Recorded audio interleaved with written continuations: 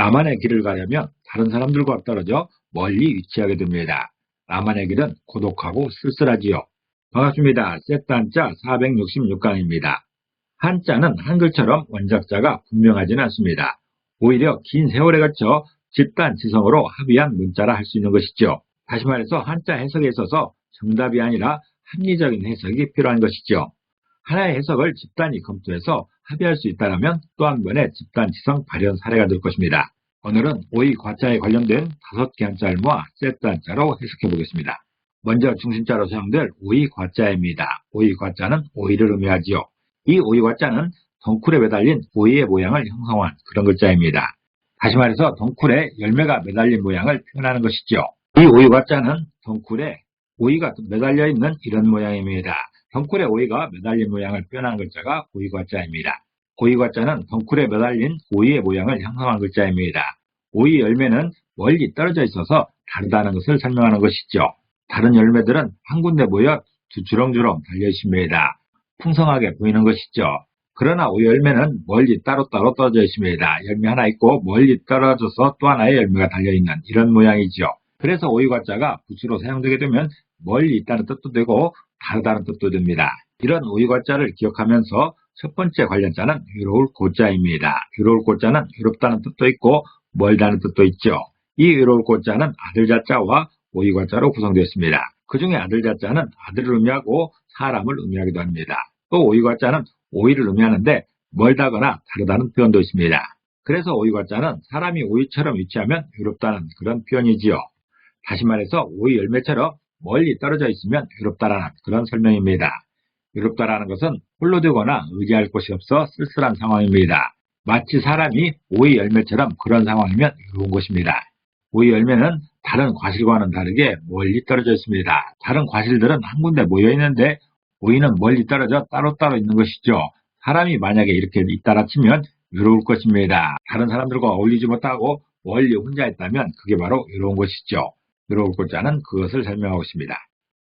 사람은 사회적 동물이기 때문에 이렇게 모여 사는 게 좋습니다. 이렇게 모여 있을 때 편안하고 즐거움을 느끼는 것이죠. 그런데 누군가가 어떤 사정으로 이렇게 혼자 떨어져 있다면 이게 바로 유로운 것입니다. 유로울 고자는 오이 열매처럼 멀리 떨어져 있으면 유롭다는 그런 설명입니다. 사용 단어로서는 고성낙일이라는 말이 있습니다. 고성낙일은 윗단성에 해가 진다는 뜻으로서 남은 삶이 얼마 남지 않은 쓸쓸한 심경을 비유하는 말입니다. 또 고독하다고 할 때, 고립되었다고 할 때도 유로울 고자가 사용되고 있습니다. 오이 과자가 사용된 두 번째 관련자는 여우호자입니다. 여우호자는 여우를 의미하지요. 이 여우호자는 큰 개 견자와 오이 과자로 구성되었습니다. 그 중에 큰 개 견자는 붓으로만 사용되는 글자인데 짐승을 총칭하는 그런 글자입니다. 또한 오이 과자는 오이를 의미하는 것인데 붓으로 사용되게 되면 멀다거나 다르다고 해석합니다. 그래서 여우호자는 짐승 중에 오이 같은 게 여우라는 그런 표현입니다. 다시 말해서 여우는 무리들과 떨어져 단독 생활을 하게 되는데 그 상황이 마치 오이 열매 같은 그런 상황인 것이죠. 여우는 새끼를 기를 때를 제외하면 대부분 단독 생활을 한다 합니다.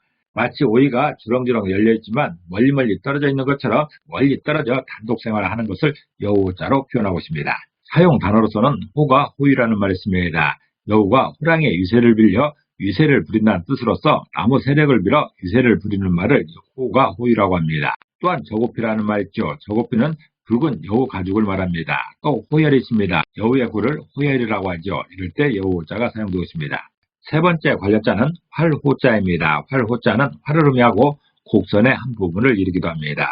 이 활호자는 활공자와 오이과자로 구성되었지요. 그 중에 활공자는 활을 의미하는 것이고 오이과자는 오이를 의미하는데 멀다거나 다르다고 해석합니다. 그래서 활호자는 활이 오이 같다는 그런 표현입니다.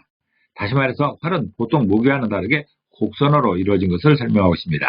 칼이나 창처럼 대부분의 무기는 직선으로 되어 있죠. 그런데 활은 곡선으로 되어 있습니다. 활호자는 곡선 모양을 가진 활을 표현하는 것인데 오이 같다는 표현으로서 보통 무기와는 다르게 곡선으로 이루어진 것을 설명하고 있습니다. 사용 단어로서는 상호봉시라는 말이 있습니다. 상호봉시는 뽕나무 활과 습대 쌀이라는 뜻으로서 남자가 뜻을 세움을 이루는 말입니다. 또한 가로가 있죠. 현호도 있습니다. 이럴 때 활호자가 사용되고 있습니다. 오이과자를 사용하는 네 번째 관련자는 바가지 표자입니다. 바가지 표자는 바가지를 의미하고 표주박을 의미하기도 합니다. 이 바가지 표자는 표표자와 오이과자로 구성되었습니다. 그 중에 표표자는 표를 의미합니다. 증표지요. 또 오이과자는 오이를 의미하는데 멀다거나 다르다로 해석합니다. 그래서 바가지 표자는 증표가 오이 같은 게 바가지라는 그런 표현입니다. 다시 말해서 바가지는 용도가 다르게 깨뜨려 행운을 찾는 것을 말하고 있습니다. 다시 말해서 바가지는 보통 그릇과는 다르게 깨는 용도도 중요한 용도 중에 하나라는 것이죠. 우리 전통 결혼식에 보면 신부가 신랑집으로 가마를 타고 가면서 신랑집 앞에 도착하면 박을 깨뜨리는 풍습이 있습니다. 흉액이 없어지라는 그런 뜻이죠.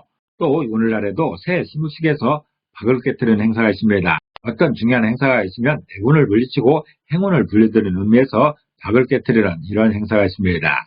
바가지는 보통 그릇과 다른 증표가 있는 것이죠. 그것이 바로 오이과자가 설명하는 다르다는 의미인 것입니다. 사용 단어로서는 단표 노항이라는 말이 있습니다. 단표 노항은 도시락과 표주박과 누추한 거리란 뜻으로서 소박한 시골 생활을 이루는 말입니다.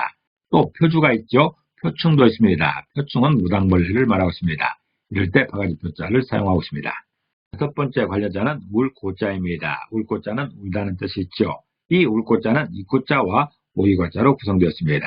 그 중에 입구자는 입을 말하는데 그 중에서도 말하는 기능을 강조합니다. 또 오이과자는 오이를 의미하는데 멀다거나 다르다는 걸로 해석합니다. 그래서 울고자는 입이 오이 같은 게 울음이라는 그런 설명이죠. 다시 말해서 울음은 입의 보통과 다르게 사용된다는 그런 설명입니다. 울음은 입에서는 소리로 표현되고 눈에서는 눈물로 표현되는 것이죠. 입으로 표현되는 울음소리는 다른 소리와 다르다는 게 울고자입니다. 기뻐서 웃거나 평상시의 대화는 평안을 상징하는 것이죠. 그러나 울고자는 평안이 깨졌음을 말하고 있습니다. 울고자의 울음은 보통과 다르게 사용되는 것이 울고자의 표현입니다. 고고지성이라는 말이 있죠. 고고지성은 아이가 세상에 나오면서 처음 우는 울음소리를 고고지성이라 합니다. 오늘은 오이과자에 관련된 5개 한자를 세트 한자로 해석해봤습니다. 오늘 배운 것을 다시 한번 요약하겠습니다.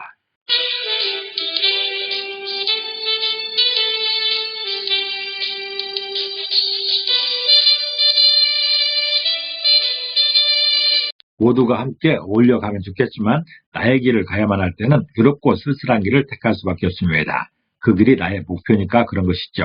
오늘도 평안을 기원합니다. 감사합니다.